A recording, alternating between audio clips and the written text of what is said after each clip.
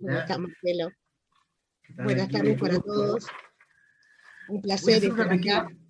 Perfecto. Sí, y de hecho para nosotros también en el tema que nos vas a presentar. Voy a hacer una pequeña reseña, Sandra, ¿ya?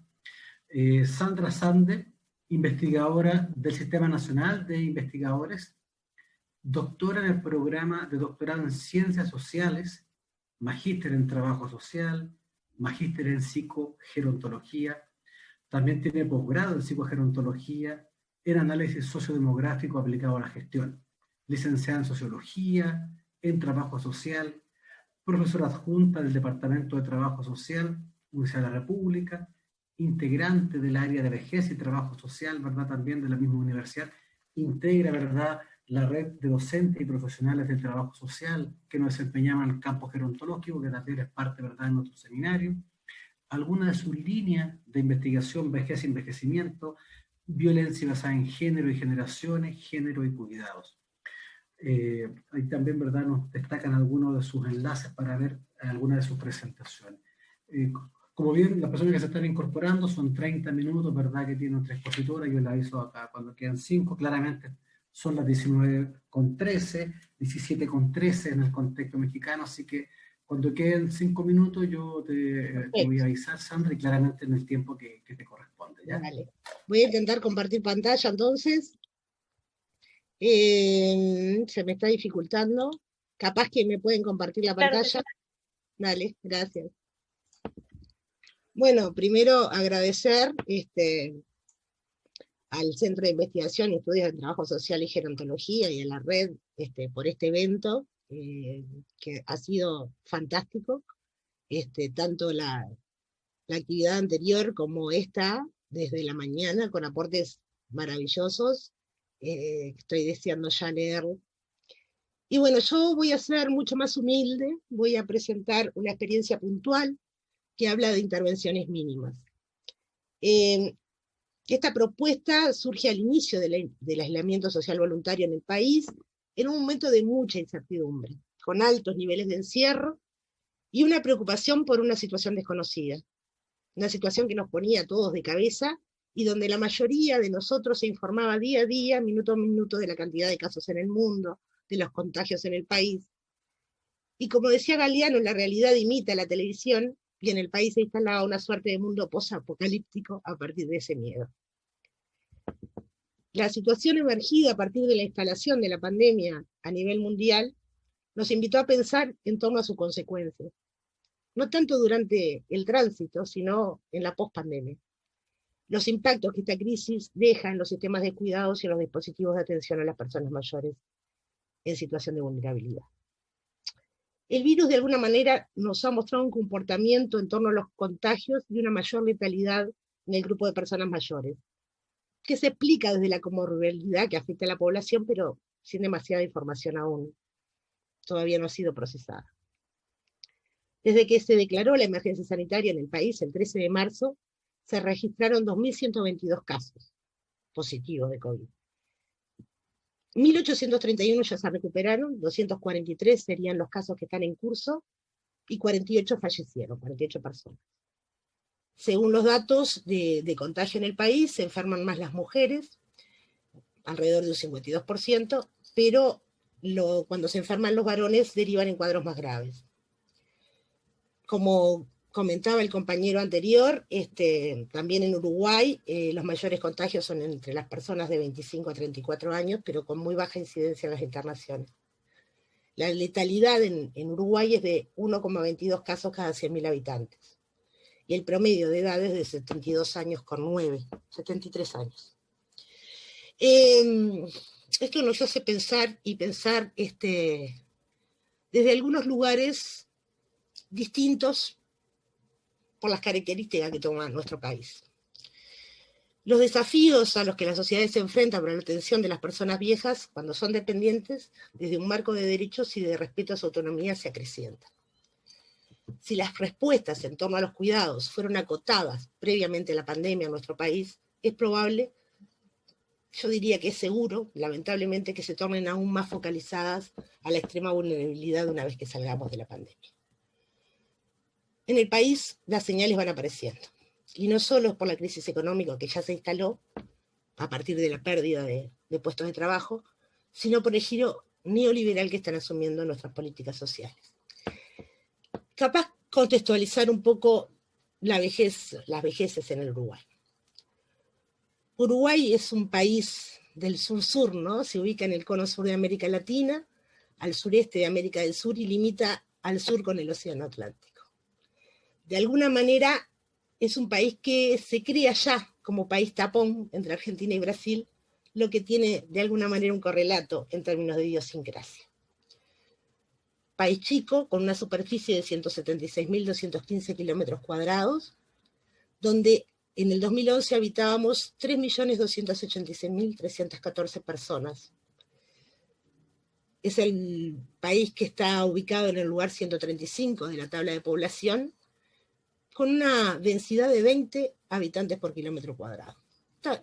Estos datos capaz que ilustran la razón de esta baja incidencia también del COVID, ¿no? Somos tan pocos que es difícil que que generemos grandes concentraciones.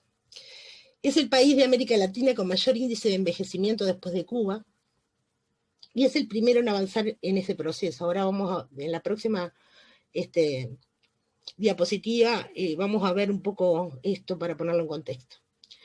Decía que las personas, ahí está, Uruguay empieza en 1950 con un 42,3, Cuba, si la ven, tenía un 19,1. Hoy, en el 2020, nosotros estamos con un 99,5 y Cuba es el que nos ha adelantado con 133,5. O sea que nosotros somos el segundo país envejecido, pero el que más tempranamente inició ese proceso de transformación demográfica.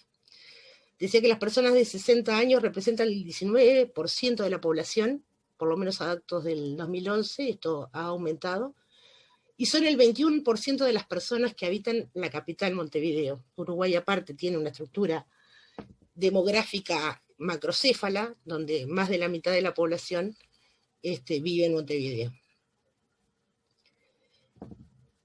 La mayoría de las personas mayores son mujeres. Hay una feminización que es a nivel mundial, pero que en nuestro país muestra que cada 10 personas mayores de 65 años, 6 son mujeres, lo que indica un índice de feminidad de 151.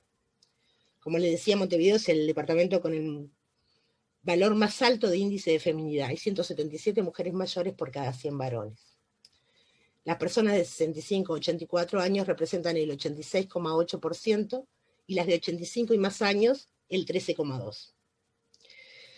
Hay un aumento progresivo del índice de sobreenvejecimiento que pasa de 9,6 en 1996 a 13,2 en el 2015. Capaz que la otra diapo. El 34% de las personas mayores viven solas en un hogar de tipo unipersonal. El 94,6% de las personas mayores residen en zonas urbanas. El 45,2% está casada y un 32% es viuda. Hay una alta proporción de hogares con personas mayores jefas de hogar y el 2,5% de las personas mayores viven en centros de larga estadía según datos del censo 2011. ¿Te animás a pasar la otra diapo? Bueno. ¿Esa o la que sigue? La que sigue. Ahí está la gráfica donde muestra la población de 60 años y más por sexo. Hoy cerrábamos el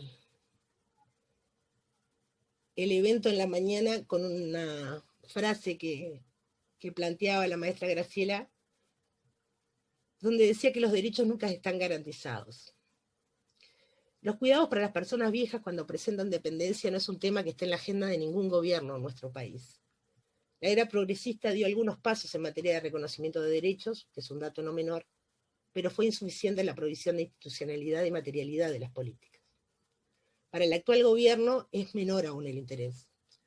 Dentro de la ley de urgente consideración que fue promulgada hace pocos días, se degrada, por ejemplo, el Instituto de las Personas Mayores, el INMAYORES, de instituto a dirección, quitándole el carácter de organismo rector de políticas de vejez y además vaciándolo de programas. En definitiva, en el marco de la pandemia y entre visillos, silenciosamente, se vacía un lugar de protección de derechos. La constitución de la temática de la vejez como tema de interés público se consolida en la formulación de políticas. Para atenderla es necesaria la regulación institucional, la asignación de recursos, y sobre todo una mirada que ubique a los beneficiarios de esas políticas como sujetos de derecho. Las políticas reflejan intenciones, las políticas reflejan discursos y dan cuenta de un determinado interés por ciertos temas y se materializan en institucionalidad. Esto último es lo que está en cuestión en nuestro país. La próxima. Solo el prejuicio y el estigma social puede presentar a la población vieja como homogénea, y esto en general desde sus aspectos deficitarios. Por lo tanto, debería evitarse la definición de acciones y políticas iguales para situaciones y personas que están en diferentes lugares de la desigualdad social, y a la que lo único que los une es la edad.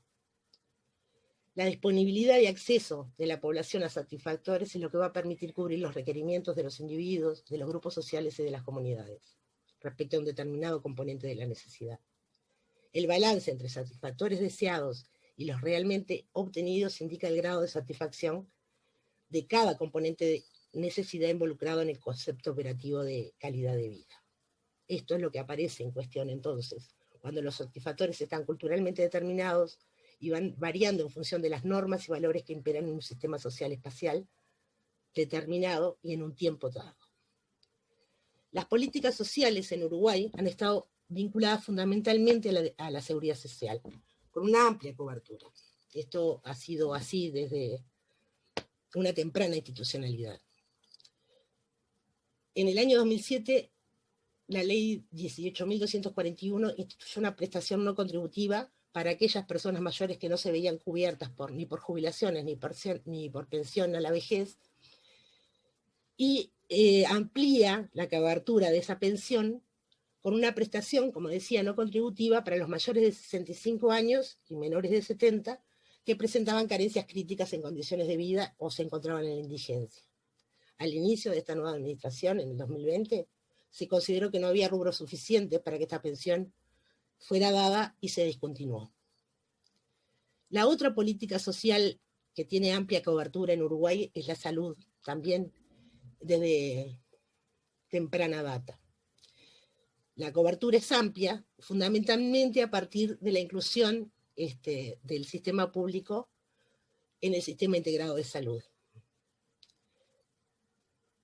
En este sistema ACE es la Asociación de Servicios de Salud del Estado, o sea, la salud pública, pasa a ser un prestador más en el Sistema Nacional Integrado de Salud y mejora sustancialmente tanto la cobertura como incluso la parte edilicia.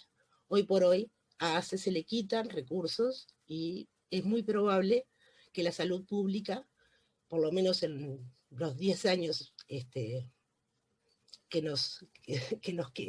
restan, que para adelante, lleguemos nuevamente a niveles anteriores de cobertura y de calidad de la cobertura.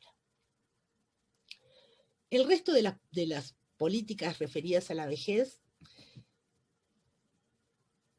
son más a nivel de la focalización y han sido muy escasas.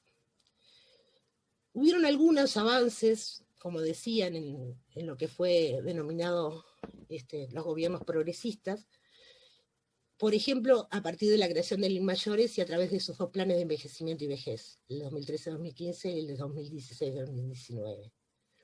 De alguna manera, el Estado uruguayo empieza a poner el tema de la vejez en agenda. En el año 2009 se crea un espacio de trabajo con la organización civil de la sociedad civil organizada de personas mayores y se conforma la Red Nacional de Organizaciones de Personas Mayores a nivel nacional. La red ha nacido protagonista de muchas de las fortalezas que ha tenido el INMAYORES durante estos años. Asimismo, en el 2015 se crea el Sistema Nacional de Cuidados, que implicó una propuesta en el sentido de la corresponsabilidad en el cuidado entre el Estado y la familia.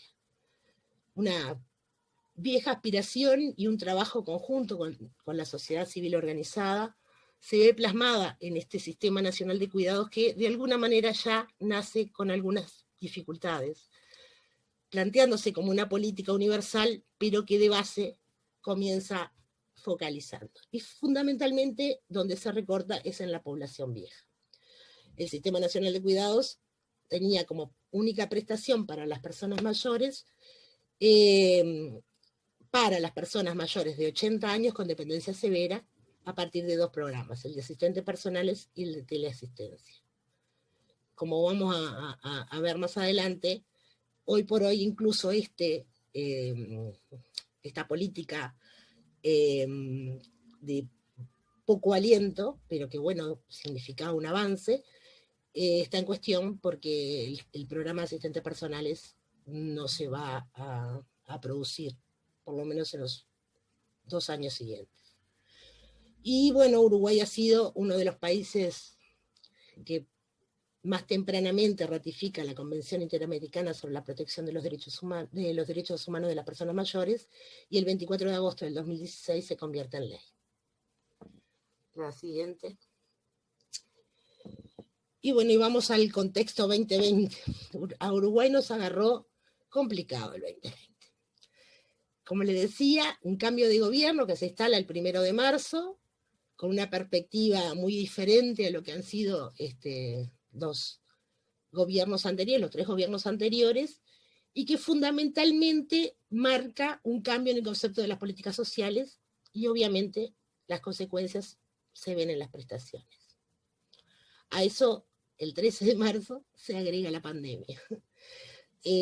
A esta emergencia sanitaria y la apelación al quédate en casa, con un aislamiento social voluntario, aparecen, el encierro, la pérdida de empleos, para las personas mayores, un aislamiento más estricto, con cierre de visitas a los establecimientos de larga estadía, y como nos faltaba poco, la ley de urgente consideración, que reformula muchas de las políticas de derechos que el país contaba. Reformula, como les decía, el Sistema Nacional de Cuidados. Se acaba de anunciar el cierre de ese sistema, que pasa a ser un programa dentro del programa de discapacidad. O sea, de un sistema a un programa, y ese programa aparte vinculado fundamentalmente a la discapacidad.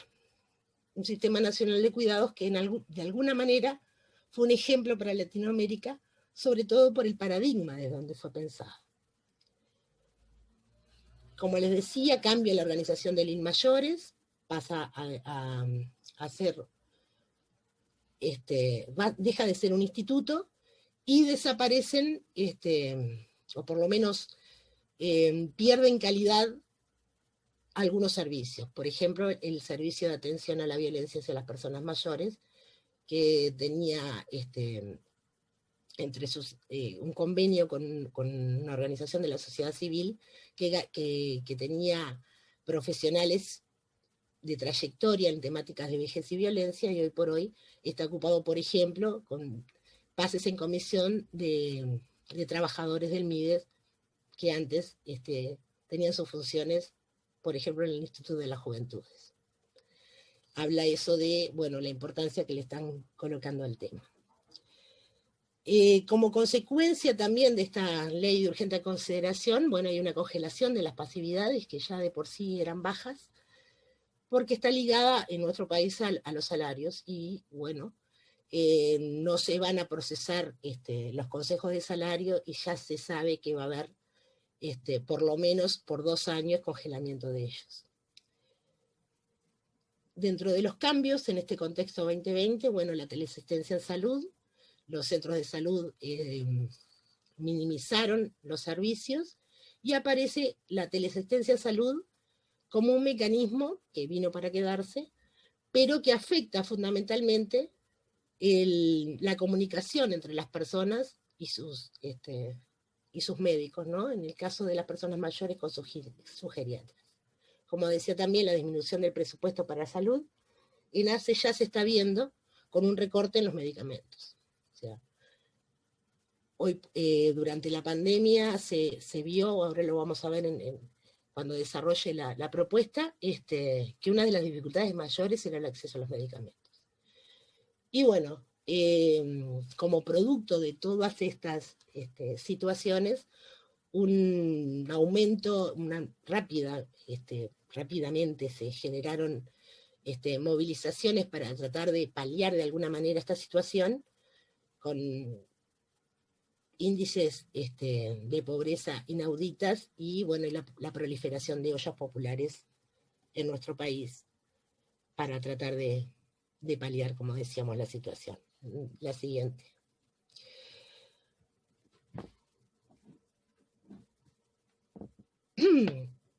La pandemia vino de alguna manera a recrudecer viejos prejuicios, ¿no? Estas categorías, edadismo, viejismo o microviejismos, estaban instaladas en la sociedad. Uruguay es un país de viejos y es un país que no quiere a sus viejos. Algunos elementos como para poder sustentar esto, bueno, la idea de alarma social, por ejemplo. A los primeros días de abril, una situación de un foco en una casa de salud generó una suerte de corrida por los medios, voces horrorizadas que parecían que estaban enterándose en ese momento que en Uruguay había casas de salud, que había casas de salud con condiciones deplorables, producto de la mercantilización del derecho al cuidado, y surge esa alarma social que solo aparece cuando se da una situación de crisis, ¿no? En este caso, un foco, y anteriormente había sido un incendio. Ese es el único momento en que Uruguay se entera de que tiene establecimientos de larga estadía. Otro elemento que nos hace pensar en este recrudecimiento de los prejuicios es cuando se habla de aislamiento social, ¿no? Publicidades que decían, abuelo, quédate en casa, en esa apelación al cuidado biológico, desconociendo a las personas como seres sentipensantes, ¿no? Aludir a quedarse en casa para cuidarse, para no enfermarse, para no contagiarse. Esta idea de vulnerabilidad aplicada a determinada población, ¿no? Encapsulada en las personas mayores. Hay un imaginario que asocia a las personas mayores con el deterioro, con la salud, ¿no? Entonces, la apelación, más allá de las características que asume la pandemia, lo que prevalece es ese imaginario que asocia a las personas mayores con el deterioro. En nuestro país, el 6% de las personas mayores tiene dependencia severa y el 9% dependencia instrumental. Esto no es lo mismo que decir que el 90% de las personas mayores son independientes. No tienen dependencia, pueden vivir solos, y en todo caso la vulnerabilidad, insisto, más allá de la prevalencia, nos tocó a todos como humanidad. ¿Sí? Todos somos vulnerables, todas somos vulnerables a esta pandemia. El asistencialismo, ¿no? No pueden hacer nada solos, otra vez como un dato de estos prejuicios. Cuando en Uruguay el 30% de las personas mayores y el 20% de los hogares están compuestos por personas viejas que viven solas, y el 25% que viven con sus parejas. Entonces, ¿cómo se los ubica? ¿Por qué se los ubica en ese lugar de asistencia, ¿no? Como sujeto a asistir? El paradigma deficitario de la vejez, ¿no? Esto es lo que está en juego.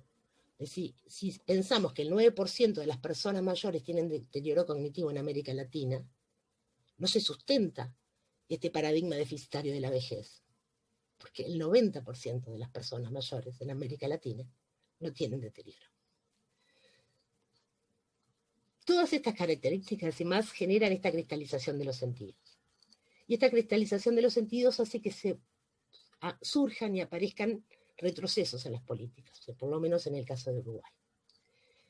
La idea de hacer cosas para proteger la vida biológica como una vuelta a la medicalización de la vida humana. La próxima.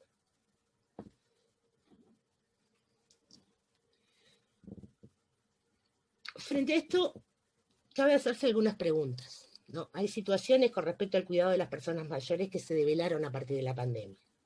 ¿Los dispositivos existentes fueron eficaces en la protección del contagio? Pero a la vez, ¿cómo transitaron o transitan las personas viejas el confinamiento? En esta presentación, entonces, lo que voy a discutir son algunos resultados preliminares de una iniciativa de docentes y estudiantes del área de trabajo social en torno a un dispositivo de acompañamiento a personas mayores durante la cuarentena voluntaria que se hizo desde el 18 de marzo del 2020 hasta el 10 de agosto del 2020, y en la que participaron 43 personas. Expositora, querida doctora Sandra, solamente para comentar que quedan 5 minutos, ¿ya? Bien. Vale, muchas gracias. La propuesta surge por una convocatoria por WhatsApp a algunas y algunos estudiantes de trabajo social, donde simplemente en un mensaje se les proponía pensar algún dispositivo para poder apoyar en algunas situaciones. Entonces, la idea fue generar cuidados sociales en las personas viejas sin redes de sostén en los actuales contextos de pandemia. Pasá la otra si vamos más rápido. Fueron dos causas principalmente las que incidieron en la propuesta, ¿no? Por un lado, este aspecto inminentemente biológico del comportamiento del virus, y la idea de que las personas mayores no son una población homogénea, por lo tanto, la situación sanitaria y psicosocial no va a impactar y no impactó de la misma manera en las diferentes personas. Y la idea de que lo que atenta contra la salud mental de las personas mayores y de todas las personas no es la medida sanitaria del distanciamiento físico, que es así, debe de alguna manera sostenerse, sino la estima y el lugar social que se le asigna a ese colectivo en función de su edad. La próxima. Estas son algunas de las imágenes de lo que fue la convocatoria, que empezamos 10, 12 personas y terminamos siendo 45, y que se fue publicitando por las redes fundamentalmente. La próxima. Bueno, esto es el comunicado, el 20 de marzo ya estaba circulando. La próxima.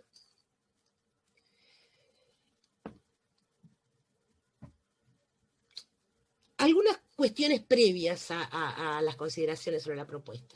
El país tenía fortalezas previas, que creo que fueron la causa de que el impacto de la pandemia no haya sido tan cruento. Un sistema nacional integrado de salud fuerte, nunca estuvo en riesgo de colapso. El plan Ibirapitá, que es un plan de entrega de tablets y de educación en torno a las tecnologías. Bueno, la convención, la cobertura casi plena de la seguridad social, el control por parte del Estado de los establecimientos de larga estadía, y también que en Uruguay las personas mayores no fueron los más contagiados. Con respecto a la propuesta, no se recibieron demasiadas demandas, como podíamos haber sospechado cuando iniciamos la propuesta. Fundamentalmente estuvieron ligadas a temas de salud, en esto que les decía, la necesidad de medicamentos, porque bueno, no podían salir para repetir medicación. Las solicitudes fueron, muchas de ellas, por parte de familiares. Esto fue un tema de discusión a la interna del grupo, porque muchas veces lo que pretendían era no salir ellos o ellas por miedo al contagio, y sí acudir a que otras personas lo hicieran. Compras y gestiones, acompañamiento, la posibilidad del acercamiento hacia las personas, y bueno, y también la generación de redes informales atentas, ¿no? estas políticas de vecindad que se fueron construyendo, digo, las propias redes de viejos, pero de alguna manera la aparición de algunos de nosotros en los domicilios generó también esto de acercamiento de los vecinos y apoyo, con lo que nosotros podíamos salir y dejar el lugar a esas redes de contención. La otra, esa ya la trabajamos. Bien. Algunos aprendizajes para terminar. Lo primero que llama la atención es que se suponía o se decía que las personas mayores iban a sufrir muchísimo el aislamiento y que esto iba a generar situaciones de ansiedad. Y lo que se vio es que las personas mayores fundamentalmente no padecieron demasiado la ansiedad. Esto puede pensarse por esa vida vivida, por haber vivido otras pandemias, con lo que tenían una experiencia que muchas y muchos de nosotros no tenían. El aumento de las destrezas en el uso de las TIC, esto por la fortaleza previa del Plan Ibirapitá y del trabajo en la educación, la necesidad de seguir promoviendo el paradigma de los derechos. Esto en Uruguay viene sustentándose en acumulados en investigaciones y en formaciones, problematizando los prejuicios, fomentando el pensamiento situado y la idea del sujeto envejeciente, porque cuando se produce conocimiento, cuando se da el acercamiento, los prejuicios se caen, y esto se ve en los estudiantes que se acercaron a la temática. Fue rápidamente a esa propuesta mínima de un mensaje, la cantidad de egresados de las prácticas de vejez y envejecimiento que se sumaron. Que hay mucho para avanzar en este paradigma, fundamentalmente cuando escuchamos a los medios de comunicación y a los actores políticos, la persistencia de estigmas con respecto a la población mayor, la necesidad de repensar los dispositivos, por ejemplo, los residenciales, ¿no? En esto de que son sujetos de derecho y no objetos de cuidado, la propia participación de las personas mayores, y bueno, la necesidad de fortalecer las redes académicas en la temática. Esta instancia es un ejemplo de eso. Y, por ejemplo, el grupo de WhatsApp que armamos con esto también sigue, y este es un lugar de intercambio súper interesante. La necesidad de humanizar los modelos de intervención, la necesidad de realizar las rupturas epistemológicas a las perspectivas patriarcales y coloniales, profundizar desde el trabajo social la perspectiva gerontológica, desde nuevas miradas que deconstruyan la colonialidad del saber, y pensar intervenciones desde las diferentes intersecciones y la urgencia de la perspectiva de género, que hoy el tema de cuidados nuevamente familiarizado, nuevamente feminizado, nos convoca. Muchas gracias. Muchas gracias, doctora Sandra, por la presentación. Bueno, solamente algunos comentarios, ¿verdad?, que nos destaca nuestra exposición, fundamentalmente el giro neoliberal, que ha sido destacado, ¿verdad?, en nuestras presentaciones de las políticas, la calidad de vida y los satisfactorios, como van, ¿verdad?, variando de acuerdo al contexto sociocultural, entre otras categorías, como en Uruguay las políticas sociales, la seguridad social ha estado fundamentalmente ligada.